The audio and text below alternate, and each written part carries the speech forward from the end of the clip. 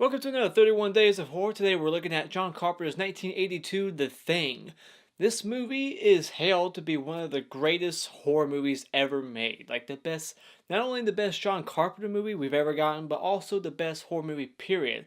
It's even on a list of like top 100 movies ever made, according to some websites. But where do I stand on that? Well, I just saw this movie for the first time this year.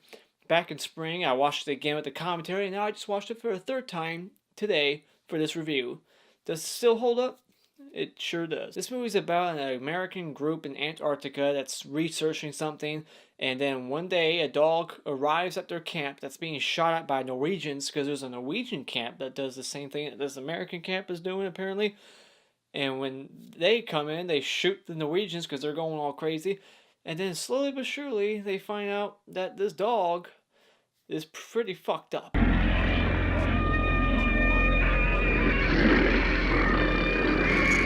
They check out the Norwegian camp and they find a body that looks all mutilated and deformed and two heads put together. They keep seeing all kinds of weird things and pieces of unsolved puzzle that you just makes you ask questions. You're like, okay, what happened at this camp? It's all blown up. They find a big ass spaceship. They find a block of ice with something missing in it, and they just find a person with his throat slit and his wrist slit. So many questions that being asked, and we didn't even get the answers to these questions until 2011, over like 30 years later. Probably the best part of this movie is the fact that this movie feels like it was a sequel on purpose, with no intention of making a prequel or answering those questions. It just raises all these questions and it makes the whole movie just feel mysterious. You don't know what the hell's going on, who's a thing, who's not. And because of that, the movie is great. Because that's why people love this movie, is because of that mysterious, you don't know who's infected aspect of it. These characters, they turn on each other very quick. They don't know who's infected. They quickly put this test together of testing each other's blood.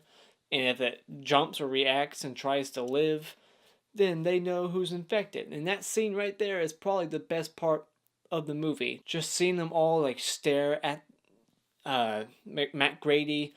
McGrady's testing the blood, and just that whole scene is just gold. In which the scene offers up some comic relief because of the situation that a couple of the characters are in.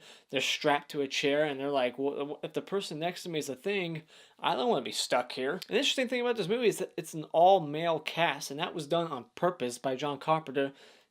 And I don't know any other movie that's just all male. Not even Predator is all male. There's one woman in that movie. Yeah, I can't think of any. Can you? This was John Carpenter's first big budget movie, but since he was a small budget filmmaker, he knew how to stretch a dollar and actually make great things with not spending so much money. But the special effects in this movie cost over $1 million to make. And holy crap, did it pay off. The special effects in this movie were done by Rob Bottin. And he was on set so much that he ended up becoming very ill because of it. And so then Stan Winston had to come in. He's not even credited in the movie. Stan Winston did the dog effect, the very first big effect that you see in this movie. They were able to pull off so much crap in this movie, and yet for some reason the critics just did not respond well to it.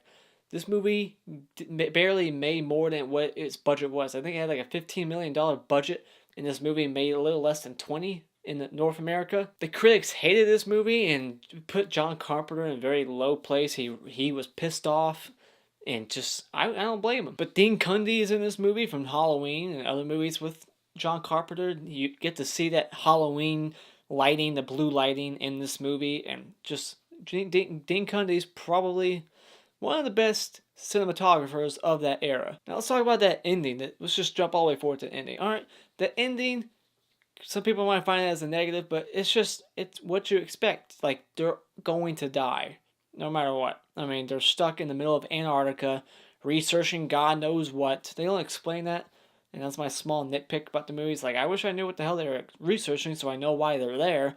I don't know what the hell they're doing. But they're gonna freeze to death, whether they're a freaking alien or not. And if you do some research, there is actually a alternate ending shot just in case the audiences did not like this ending. And the alternate ending is basically McGrady, he gets picked up and they take him to a hospital and they test his blood and they find out that he's not a thing.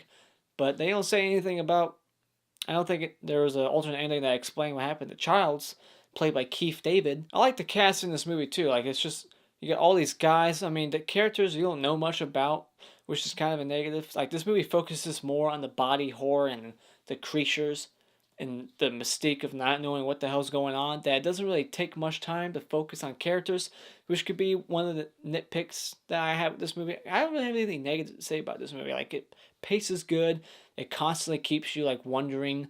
You get a dog that goes into a room and you don't know what room it went into. You just see like a silhouette, but you have a good guess on who it was. But still, just it always just raises questions, and then you have a lot of them you don't get answers to. But this movie just has the perfect vibe to it. It just makes you just constantly wonder who's fucking the thing. Like, and then finally, eventually they just come out like on that couch, the couch scene where the leather jacket guy, I forget his name, Palmer, his head splits open. That's probably my second favorite scene right there. Just an interesting fact, like I said earlier, about John Carpenter knowing how to stretch a dollar.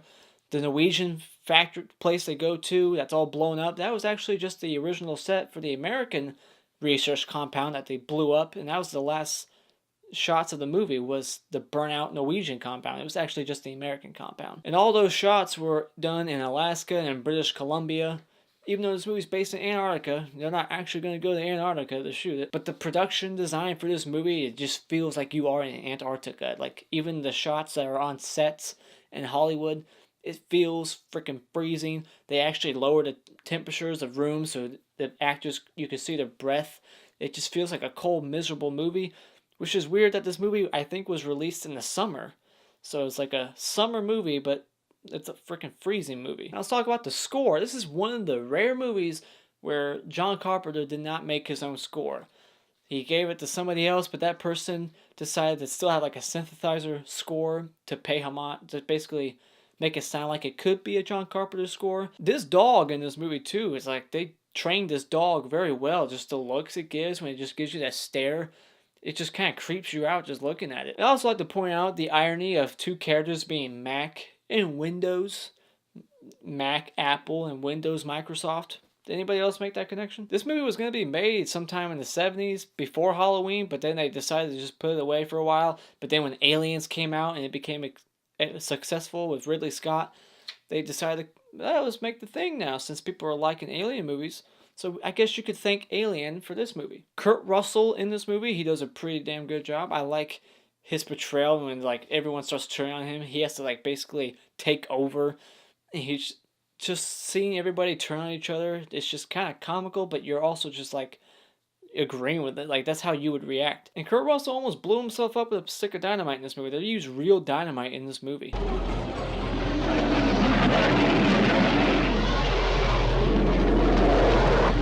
Fuck you too!